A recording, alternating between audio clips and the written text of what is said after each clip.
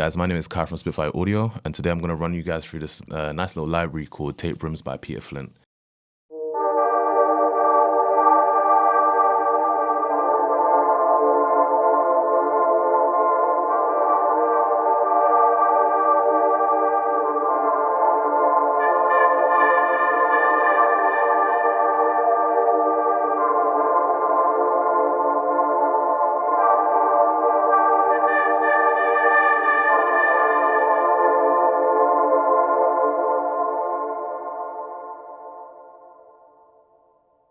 Okay, so let's get to the controls now. So we have the grain controls.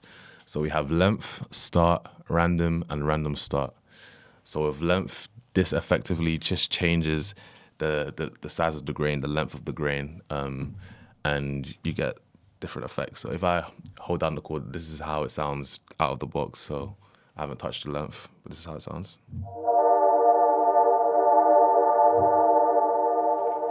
But if I turn the length all the way up, you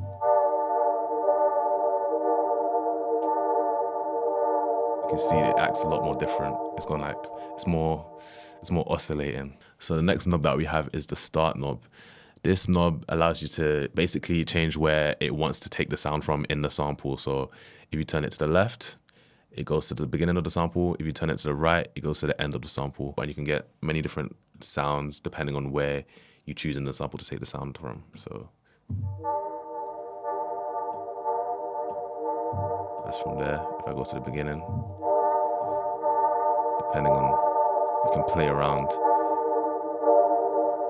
try and choose different transients in the sample, see if you can get a different sound going. See, like right there, at the beginning of the sample, it's a lot different. Let me turn the length back down.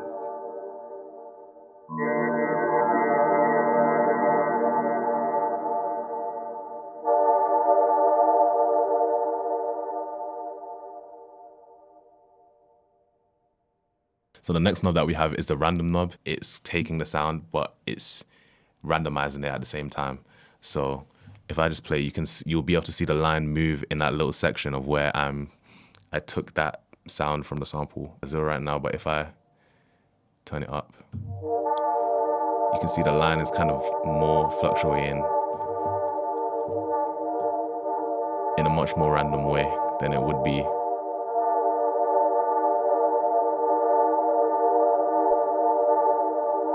It's ticking at just like a different rate than it would be at 0.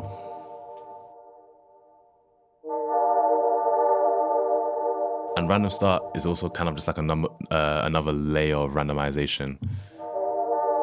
It just expands that range of where it wants to take the sound from. So you can see that the line takes it from a much wider range in the sample.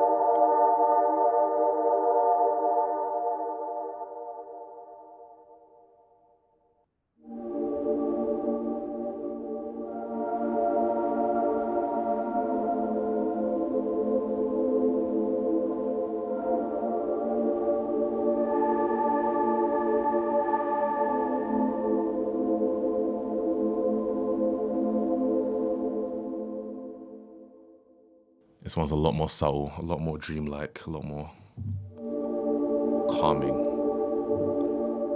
Definitely a lot more calming. Very beautiful sound.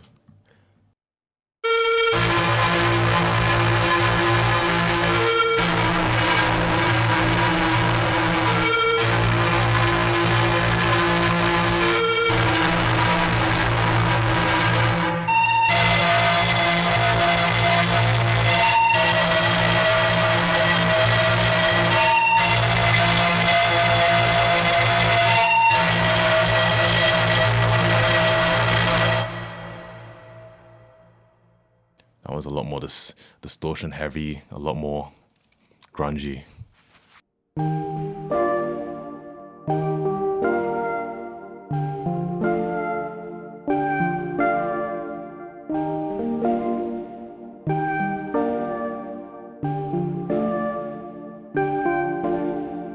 Get these nice little artifacts in there, these nice little high notes right at the top. It's really nice.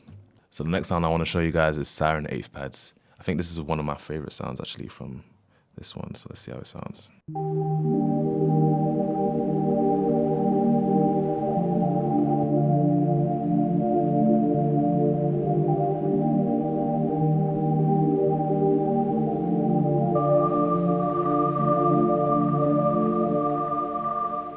This one to me is so like refreshing. Like the name siren definitely has something to do with how it sounds, because it reminds me of like an ocean, like a very clean, refreshing ocean, like jumping into an ocean, feeling clean, feeling refreshed.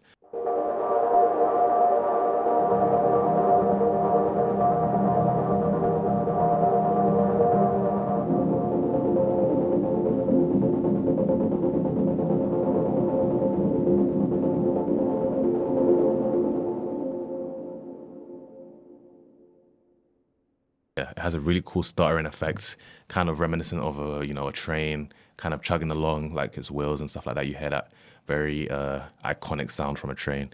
Definitely simulates that sound.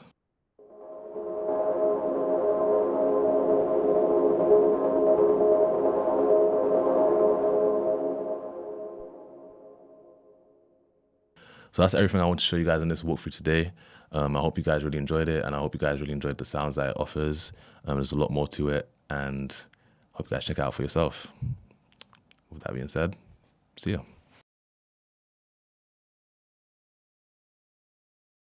So if we take one of the samples from Nordia here, so we've got the ocean pad to C, so I presume the root is key. So what we do is press set root, press our note that the sample is attached to originally, and that means that we can now play the sample across the entire keyboard. So this is what the pad sounds like now in Peter's engine.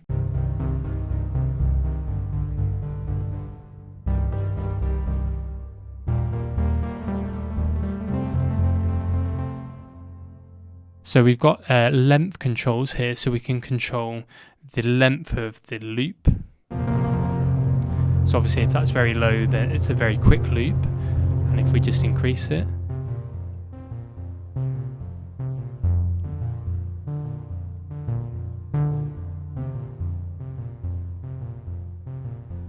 and we've got the ability to sync this with our DAW tempo as well.